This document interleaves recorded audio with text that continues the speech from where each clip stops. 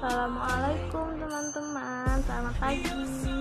Jadi sekarang aku mau ngejelasin tentang trainer motivation. Trainer motivator success motivation, atau yang lebih dikenal dengan pelatih motivator berhasil memotivasi.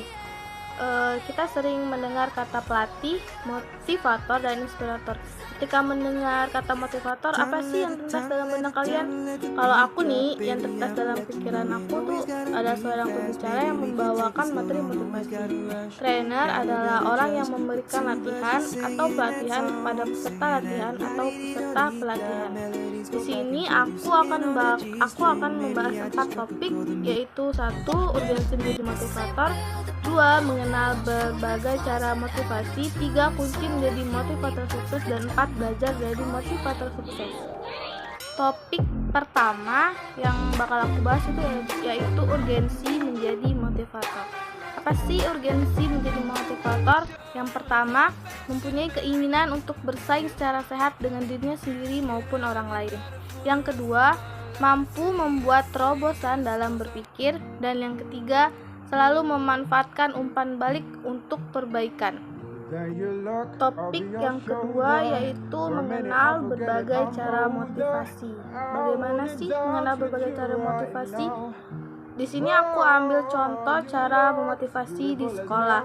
Yang pertama, pemberian hadiah. Yang kedua, memberikan pujian. Yang ketiga, kompetisi. Dan yang terakhir, menumbuhkan minat. Dan topik ketiga yaitu kunci menjadi motivator sukses. Apa sih kunci menjadi motivator sukses? Yang pertama, tentukan pesan, cara penyampaian, dan venue. Seorang motivator haruslah memiliki suatu pesan yang sangat istimewa yang akan disampaikan kepada audiens, serta lebih baik pesan tersebut didasarkan adanya pengalaman pribadi, agar pesan model ini tentunya bisa diterima dengan mudah. Dan yang kedua, perbaiki kemampuan pidato. Kemampuan dalam hal pidato di depan merupakan sesuatu hal yang penting bagi seorang motivator yang handal. Selain dari penentuan akan pesan, cara penyampaian, dan venue yang Anda berikan. Dan yang ketiga, perhatikan dan pahami setiap feedback dari audiens. Sebagai seorang motivator yang baik, tentunya harus bisa dan berusaha mendengar dari suara para audiens. Maka dari itu, berusahalah untuk meminta feedback dari para audiens dengan membuat sebuah polling pendapat dari para audiens tentang penampilan Anda. Dan yang terakhir adalah topik keempat, yaitu belajar dari motivator sukses yang hebat. Bagaimana cara belajar dari motivator sukses yang hebat? Pertama, lakukan improvisasi di saat yang tepat. Improv berbicara di depan publik tentunya membutuhkan persiapan yang matang, baik materi maupun mental. Terkadang persiapan yang sudah Anda lakukan menjadi berantakan karena melupakan satu kata dalam speech.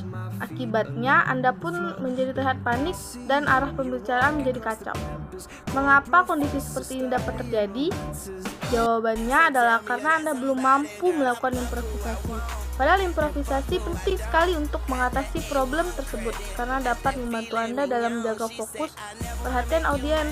Terdapat beberapa cara yang dapat Anda terapkan untuk berimprovisasi, seperti memberikan selingan berupa humor, kisah inspiratif, maupun melakukan tanya jawab. Selain itu, pahami juga bahwa berbicara di depan publik bukanlah menghafal. Jadi sebisa mungkin Anda sebaiknya membangun arah pembicaraan yang mengalir. Yang kedua, buatlah catatan kecil seperti yang telah dijelaskan pada poin pertama, bahwa perencanaan yang matang amat diperlukan sebelum berbicara di hadapan publik. Salah satu treatment yang dapat kamu terapkan dalam membuat catatan kecil sebagai pengingat. Isi dari catatan ini adalah poin-poin penting yang akan Anda sampaikan kepada audiens. Dengan demikian, Anda dapat meminimalisir resiko melewatkan salah satu materi yang penting. Yang ketiga, bangun interaksi dengan audiens. Aspek yang tidak kalah pentingnya bagi seorang motivator adalah mendapatkan feedback atau respon dari audiens. Kamu tentu udah paham ya bahwa tujuan utama seseorang berbicara di depan umum adalah untuk memberikan pengaruh baik berupa motivasi, inspirasi maupun sugesti. Oleh karena itu, jangan lupa untuk membangun interaksi dengan audiens agar suasana yang tercipta menjadi lebih hidup dan tidak membosankan. Yang keempat, sesekali sisipkan humor. Salah satu motivator terkenal bernama Anthony Robbins berpendapat bahwa humor juga dapat membuat penyampaian informasi yang Anda lakukan lebih berkesan. Mengapa bisa demikian? Berbicara serius di depan umum selama berjam-jam tentu sangat membosankan, baik bagi pembicara maupun lawan bicaranya. Oleh karena itu, kamu perlu menyisipkan humor untuk menghibur dan menyegarkan kembali kondisi emosional audiens. Setelah melakukan kegiatan ini, kamu dapat mengajak mereka fokus kembali ke materi. Dan yang terakhir, tipe yang kelima adalah berbicara dengan jelas. Agar menjadi seorang pembicara yang sukses, maka harus menguasai skill berbicara secara maksimal. Aspek yang perlu Anda kuasai adalah meliputi cara pengucapan, pemilihan diksi, dan intonasi. Jika kamu telah mempunyai skill berbicara yang memadai, maka penyampaian informasi pun akan lebih mudah. Dengan demikian, pesan yang ingin kamu sampaikan dapat diterima dengan baik oleh audiens. Mungkin itu saja yang bisa aku jelasin sama kalian semua. Kalau ada salah kata, saya mohon maaf. Kepada Allah saya mohon ampun. Wabillahi taufiq wal hidayah. Wassalamualaikum warahmatullahi wabarakatuh. Selamat pagi teman-teman. Semoga bermanfaat ya ilmu yang aku sampaikan.